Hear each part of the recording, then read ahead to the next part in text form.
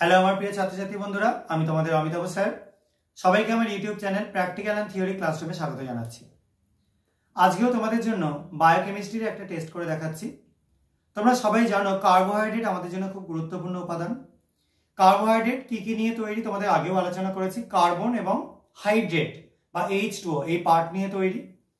তো আজকে আমি কার্বোহাইড্রেটেরই যেটা জটিল কার্বোহাইড্রেট একটা স্টার্চ, ঠিক আছে, সেই স্টার্চ নিয়ে আলোচনা করব। স্টার্চ আমরা যেরকম গম এটা থেকে যে স্টার্চ পাই বা ভাত থেকে যে স্টার্চ পাই মানে ধান থেকে, এই স্টার্চগুলোকে আমরা আইডেন্টিফাই করবার জন্য আয়োডিন সলিউশন ইউজ করি। তো আজকে আমি স্টার্চের একটা সলিউশন আগে বানাবো। এখানে আমি একটু ড্রাই স্টার্চ নিয়ে নিয়েছি, তার একটা সলিউশন বানাবো এবং সেই সলিউশনের মধ্যে iodine solution Ki3 potassium iodide মানে পটাশিয়াম আয়োডাইডের মধ্যে আয়োডিন ডিজলভ করে বা গুলে নিয়ে একটা সলিউশন বানিয়েছি Ki3, সেটা আমি স্টার্চের সলিউশনে দেবো এবং দেখবো কি পরিবর্তন ঘটে।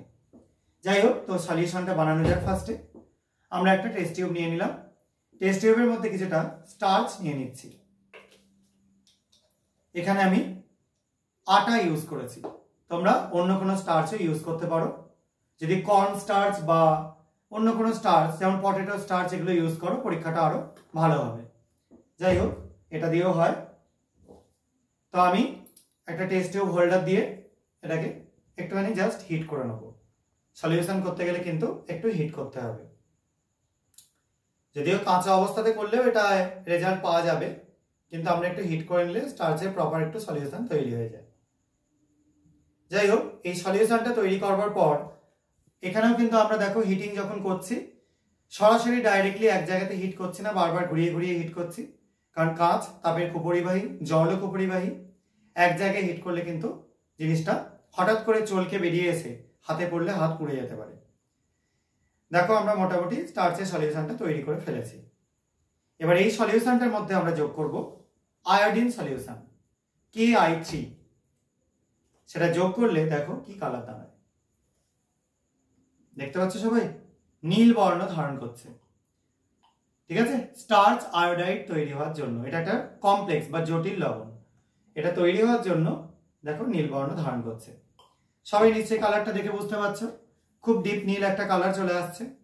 এবং যদি আমরা একটু সামান্য হিট করি দেখো কি জিনিসটা দাঁড়ায়।